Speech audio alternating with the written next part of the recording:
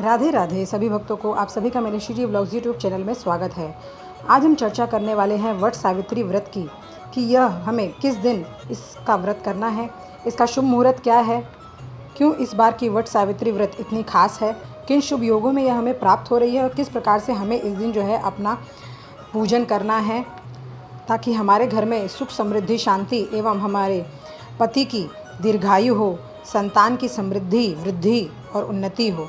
तो चलिए शुरू करते हैं। देखिए, हिंदू धर्म में ज्येष्ठ मास की अमावस्या के दिन वट सावित्री व्रत रखा जाता है। इस त्यौहार को वट अमावस्या भी कहा जाता है या फिर कहीं कहीं इसको बरगदाही भी कहा जाता है, क्योंकि इस दिन बरगद के वृक्ष की पूजा की जाती है। यह त्यौहार विवाहित महिलाओं द्वारा मनाया जाता है, क्योंकि इस त्यौहार में विवाहित महिला अपने पति के लिए बरगद के पेड़ की चारों ओर परिक्रमा करती हैं, उसका पूजन करती हैं तथा अपने पति और संतान की दीर्घायु की प्रार्थना करती हैं। यह व्रत सावित्री और सत्यवान की कथा पर आधारित है, जैसा कि महाभारत में वर्णित है, इसलिए यह व्रत भारतीय संस्कृति में एक आदर्श नारीत्व का प्रतीक बन गया है। नारद पुराण में इस व्रत को ब्रह्म सावित्री व्रत भी कहा गया है।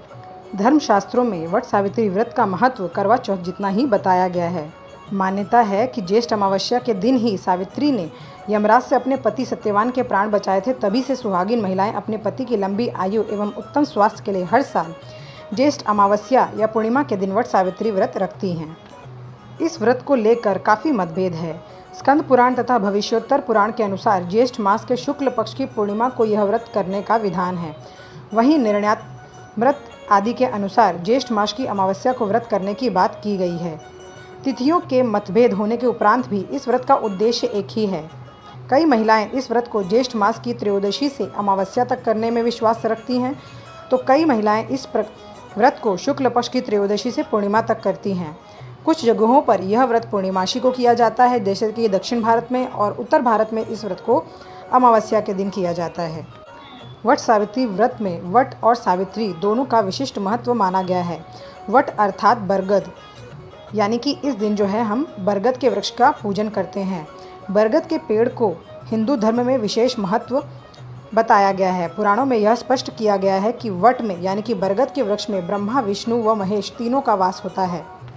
सावित्री को भारतीय संस्कृति में एक ऐतिहासिक चरित्र माना गया है। सावित्री का अर्थ वेद माता, गायत्री और सरस्वती भी होता है। इस दिन महिलाएं अपने पति की लंबी आयु और अच्छे स्वास्थ्य के लिए निर्जल व्रत रखकर बरगद के पेड़ की पूजा करती हैं, उसकी परिक्रमा करती हैं और वृक्ष के चारों ओर कलावा बांधती हैं। ऐसी मान्यता है कि इस व्रत को पूरी श्रद्धा से रखने पर पति की लंबी आयु व संतान की प्राप्ति होती है तथा सुख समृद्धि, धन संपदा और सौभाग्य खुशहाली का वरदान मिलता है। इस साल का वट सावित्री व्रत काफ़ी खास और महत्वपूर्ण माना गया है, क्योंकि इस दिन शनि जयंती भी पड़ रही है। शास्त्रों के अनुसार माना जाता है कि इस दिन शनि देव का जन्म हुआ था। पंचांग के अनुसार ज्येष्ठ मास की अमावस्या तिथि को, इसलिए वट सावित्री के दिन शनि जयंती का पर्व भी मनाया जा रहा है। इस दिन शनि जयंती होने के कारण वट सावित्री अमावस्या व्रत पर शनि देव को प्रसन्न करने के खास योग बन रहे हैं। तो चलिए जानते हैं कि वट सावित्री व्रत की तिथि, शुभ योग, मुहूर्त और पूजा विधि किस प्रकार से है। देखिए, जेठ मास की अमावस्या तिथि 18 मई 2023 को रात 9:42 पर जो है इसका प्रारंभ हो रहा है और 19 मई 2023 को रात 9:22 तक यह रहेगी। तो उदया तिथि के अनुसार वट सावित्री अमावस्या पर जो व्रत हम करेंगे, यह हम करेंगे 19 मई 2023 को। अगर बात करें पूजा के शुभ मुहूर्त की, तो देखिए, वट सावित्री व्रत में बरगद के पेड़ की पूजा का जो शुभ मुहूर्त है, यह 19 मई 2023 को सुबह 7:19 से लेकर 10:42 तक रहेगा, जिससे कि आपके पूजन का जो यह समय है बहुत ही लाभकारी एवं फलदायी आपको प्राप्त होगा।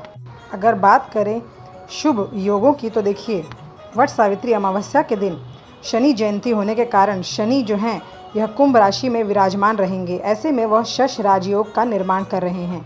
वहीं चंद्रमा 1:35 तक मेष राशि में रहेंगे, जहां पर गुरु और चंद्रमा की युति से गज केसरी योग बन रहा है, जो कि काफ़ी शुभ माना जा रहा है। मान्यता है कि ऐसे योग में पूजा करने से व्यक्ति पर माता लक्ष्मी की अनंत कृपा जो है प्राप्त होती है। मेष से निकलने के बाद चंद्रमा वृषभ राशि में प्रवेश करेंगे, जहां सूर्य के साथ युति होगी। अगर बात करें कि किस देवी देवता का इस दिन पूजन किया जाता है, तो देखिए, इस दिन जो है पंचदेवों का पूजन किया जाता है। बरगद के नीचे यानी कि बरगद के वृक्ष के पास बैठकर जो है आप भगवान भोलेनाथ, गौरी गणेश, भगवान लक्ष्मी नारायण का पूजन करेंगे। साथ ही साथ क्योंकि सावित्री ने इस दिन यमराज से अपने पति सत्यवान के प्राण बचा लाए थे, तो इसलिए इस दिन यहाँ पर जो है हम धर्मराज यानी कि यमराज देवता का भी जो है हम इस दिन पूजन अवश्य करेंगे। चलिए अब जान लेते हैं कि इस दिन जो है हम वट सावित्री के दिन किस प्रकार से जो है हमें पूजन करना है। तो देखिए, सबसे पहले जो है हम इस दिन ब्रह्म मुहूर्त में उठकर स्नान करेंगे। स्नान के जल में, जैसे कि हम हमेशा कहती हूँ, जब भी कोई विशेष व्रत त्यौहार होता है तो इस दिन हमें गंगा जल या फिर तिल डालकर अवश्य जो है स्नान करना चाहिए। स्नान करने के तत्पश्चात आप अपने घर के मंदिर में आएंगे, व्रत का संकल्प लेंगे। व्रत का संकल्प लेने के बाद आप जो है अपने घर के मंदिर में जितने भी देवी देवता हैं सबका जो है विधि विधान से स्नान, ध्यान, पंचोपचार पूजन, धूप दीप नैवेद्य भोग इत्यादि से जो है आप उनका पूजन अर्चन करेंगे। तत्पश्चात जो है आप यदि आपके घर के समक्ष या घर के आसपास कोई बरगद का वृक्ष है तो वहाँ जाकर आप पूजन कर सकते हैं। यदि यह संभव ना हो किसी भी कारणवश, तब आप एक काम यह कर सकते हैं, जैसे कि यदि आपके घर में गमला है जिसमें कि जैसे तुलसी का गमला होता है या फिर कोई खाली गमला यदि आपके घर में है, उसमें मिट्टी है, तो उस गमले में जो है आप बरगद की टहनी, जिसमें कुछ पत्ते, मतलब कम से कम 15-20 पत्ते लगे हों, तो वैसी टहनी जो है आप तोड़कर उस गमले में गाड़कर अपने घर में भी जो है बरगद का पूजन कर सकते हैं। वैसे तो विशेष विधान बताया गया है कि बूढ़े बरगद के वृक्ष की पूजा करना चाहिए, यानी कि जो फैला हो काफ़ी दूर तक, ऐसे बरगद के वृक्ष की पूजन करनी चाहिए। लेकिन यदि संभव ना हो, क्योंकि देखिए हर जगह यह संभव नहीं हो पाता है। यदि आप सिटी में रहते हैं या ऐसी जगहों पर रहते हैं जहाँ पर आपको यह वृक्ष नहीं मिल रहा है, या फिर आपके घर में किसी भी प्रकार की समस्या है, बच्चे छोटे हैं, आप नहीं जा सकते हैं, तब ऐसी स्थिति में जो है आप अपने घर में बरगद के वृक्ष का पूजन कर सकते हैं। तो इस दिन जो है यदि आप घर में भी पूजन करते हैं तब भी आपको इसी विधि से करना है। यदि आप बरगद के वृक्ष में जाकर पूजन करते हैं तभी भी आपको इसी जो है विधि से पूजन करना है। तो देखिए, सबसे पहले यदि अगर आप बाहर जाते हैं बरगद के वृक्ष में पूजन करने के लिए, तो आपको समस्त पूजन सामग्री, 16 श्रृंगार की सामग्री, कलश के लिए एक जो है लोटा लेना है, एक आपको बरगद के वृक्ष को सींचने के लिए लोटा लेना है, कच्चा दूध लेना है, इत्यादि सारी सामग्रियां जो है आपको इकट्ठी कर लेनी है। तत्पश्चात आप बरगद के वृक्ष के पास जाएंगे। बरगद के वृक्ष के पास जाने के बाद जो है यदि आपके पास भगवान की प्रतिमा या मूर्ति है तो आप वो भी लेकर जा सकते हैं। यदि वो नहीं है आपके पास तो आप गौरी के रूप में जो है हल्दी की गांठ को ले सकते हैं, और गणेश को जो है गणेश के रूप में आप जो है सुपारी को, जो पूजा वाली सुपारी आती है, उसमें मौली बांधकर आप गणेश का स्वरूप मान सकते हैं। यदि आपके पास शिवलिंग है तो आप शिवलिंग लेकर जाएं। यदि शिवलिंग नहीं है तो आप मिट्टी के शिवलिंग बना सकते हैं वट वृक्ष के नीचे। साथ ही साथ भैंसे पर सवार यम की प्रतिमा यदि बनाना संभव हो तब आप उनकी प्रतिमा बनाएं। और जैसा कि मैंने बताया कि भगवान लक्ष्मी नारायण की पूजन भी इसमें की जाती है, तो भगवान लक्ष्मी नारायण की प्रतिमा भी आप लेकर जा सकते हैं। यदि आपके पास प्रतिमा नहीं है तब आप इन सभी देवी देवताओं के जो है चित्रपट या फ़ोटो भी आप लेकर जा सकते हैं। तत्पश्चात आप कलश की स्थापना करेंगे। कलश जैसे हम बनाते हैं, कलश की जो विधि है, जैसा कि मैंने नवरात्रि के व्रत में इसका उल्लेख किया था, तब इस प्रकार से जो है आप कलश बनाएंगे। पंचपल्लव कलश के अंदर जल, गंगा जल डालकर उसमें सुपारी है, 1 रुपये का सिक्का है, अक्षत, रोली, चंदन डालकर जो है आप कलश बनाएंगे। कलश बनाने के तत्पश्चात आप जो है दीपक प्रज्वलित करेंगे। दीपक प्रज्वलित करने के पश्चात ही जो है आपको पूजन आरंभ करना होता है। तो इसके बाद जो है आप बरगद के वृक्ष को जल से सींचेंगे। तत्पश्चात आप कच्चा दूध लेकर जाएं। कच्चे दूध से जो है बरगद के वृक्ष को आप स्नान करवाएं। इसके बाद आप चंदन, रोली, धूप दीप, जनेव इत्यादि जो है बरगद के वृक्ष को चढ़ाएं। मौली चढ़ाएं जो कि कलावा के रूप में मानी जाती है, वस्त्र का स्वरूप मानी जाती है। जितने भी देवी देवता लेके गए हैं आप उन सभी को स्नान करवाएं। उनका भी आप चंदन, रोली यानी कि पंचोपचार पूजन जो है आपको सभी देवी देवताओं का करना है। वस्त्र के रूप में यदि आप वस्त्र ले जा सकते हैं तो आप वस्त्र ले जाएं। अगर आप वस्त्र नहीं ले जा सकते तब आप कलावे को वस्त्र रूपी चढ़ा सकते हैं। इस व्रत में जो विशेष रूप से जो महत्व है वह है भिगोए हुए चने या चने की दाल का। इस व्रत में विशेष महत्व बताया गया है। जैसे कि हम सभी जो हमारी पूजा अर्चना होती है उसमें हम अक्षत के रूप में चावल, साबुत चावल छिड़कते हैं, लेकिन इस व्रत में जो है आपको चावल के बदले जो है चने की दाल छिड़कनी है। जैसे कि चने की दाल जो है आपको अर्पित करनी है। साथ ही साथ इस दिन आप थोड़ा सा अधिक मात्रा में जो है सूत लेकर जाएंगे, क्योंकि सूत से जो है आपको 12 परिक्रमा लगानी है बरगद के वृक्ष की, और 12 परत वाले धागे पर 12 परत लेने हैं आपको सूत के धागे के, या फिर आप कलावा या मौली के धागे का भी आप 12 जो है परत ले सकते हैं धागे की, और उसमें आपको 12 गांठ लगानी होती है। फिर इस 12 गांठ वाले धागे को जो है आपको बरगद के वृक्ष में अर्पित करना है। इसके अलावा यह धागा जो है 12 गांठ वाला आपका अलग होगा, और जिससे आप परिक्रमा करके 12 परिक्रमा करके आप बरगद में इस धागे को या सूत को लपेटेंगे, यह अलग होगा। तो इस प्रकार से आप पूजन करेंगे। इसमें आपको 12 पत्ते रख लेने होते हैं, बरगद के वृक्ष के 12 पत्ते रख लेंगे। इस 12 पत्ते पर आप अलग अलग 12 पत्तों पर चने की दाल, गुड़ और जो बताशे होते हैं या जिसको सफ़ेद कलर के होते हैं, तो इसे जो है आप अलग अलग 12 पत्तों में रखेंगे। उस पत्ते पर भी आप जो है टीका चंदन कर देंगे, उसका पूजन कर देंगे। तत्पश्चात आप उसमें चने की दाल, बताशे और गुड़ रखेंगे। भोग के स्वरूप में नारियल अर्पित करेंगे। फूल, फल इत्यादि जो भी सामग्री आप लेकर गए हैं वह सभी सामग्री जो है आप अर्पित करेंगे। जैसा कि मैंने कहा था कि बरगद के वृक्ष में ब्रह्मा, विष्णु, महेश तीनों देवताओं का वास होता है।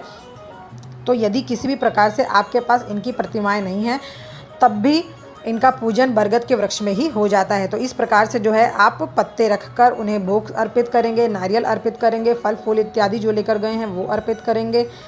बरगद के वृक्ष की 12 परिक्रमा लगाएंगे, 12 गांठ वाला धागा उन्हें अर्पित करेंगे। पूजा समाप्त होने के बाद जो है यह जो 12 गांठ वाला धागा है यह आपको लेकर अपने हाथ पर बांध लेना है, और इसे कम से कम आपको 12 दिन तक अपने हाथ में बांध कर रखना है। इसके बाद जो है आप इसका विसर्जन कर सकते हैं। अब बात कर लेते हैं कि इस व्रत को किस प्रकार से आप जो है खोलेंगे। सबसे पहले आपको क्या ग्रहण करना है, तो देखिए इस व्रत में जो है आपको सबसे पहले 12 जो चने की दाल है वह ग्रहण करनी है पानी से।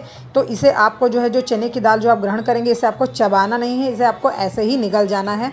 साथ ही साथ बरगद के वृक्ष में जो कोमल फल लगे होते हैं, यदि आपने देखा होगा, यदि आपने नहीं भी देखा होगा तो थोड़ा सा देखने की कोशिश करें।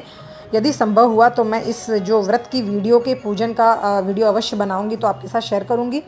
तो इस जो वृक्ष का जो फल होता है इसके 12 छोटे छोटे टुकड़े करने हैं, काफ़ी छोटे छोटे टुकड़े करने हैं, और इन 12 टुकड़ों को भी आपको एक साथ जो है पानी से निगल जाना है, चबाना नहीं है। तो इस चीज़ का विशेष रूप से विधान है।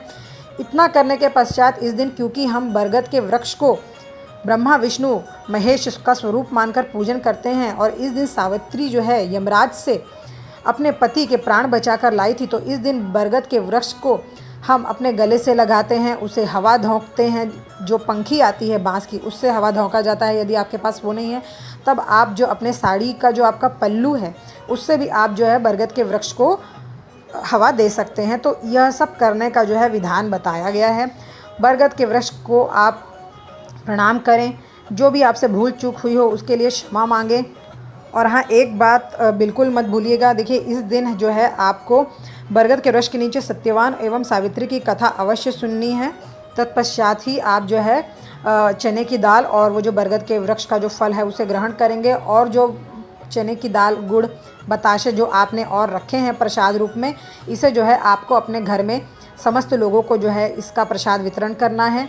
तो इस प्रकार से जो है आप इस दिन पूजन करेंगे। घर आने के पश्चात आप जो है अपने सबसे पहले आपको अपने पति के चरण स्पर्श करने हैं। चरण स्पर्श करने के पश्चात आप इस दिन जब तक आपका पूजन नहीं हो जाता तब तक आप निर्जल व्रत करें। कोशिश करें कि आप कुछ ना खाएं। तब पूजन करने के पश्चात आप इस दिन जो है प्रयास करें कि नमक ना लें। आप इस दिन जो है सेवई बना सकते हैं, दूध की, चावल की खीर ना बनाएं, सेवई बना सकते हैं, पूड़ी बना सकते हैं।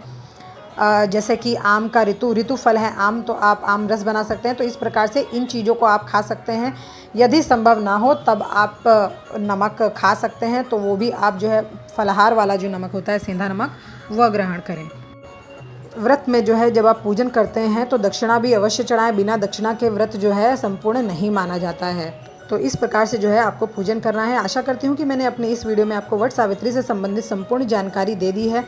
यदि आपको मेरी वीडियो अच्छी लगती है तो प्लीज़ इसे लाइक, शेयर एंड सब्सक्राइब करें। यदि संभव हुआ तो मैं अपनी अगली वीडियो में सावित्री एवं सत्यवान की कथा अवश्य डालूंगी। इसी के साथ अपनी वाणी को विराम देते हुए और आप सभी को प्रणाम करते हुए आप सभी को मेरी राधे राधे।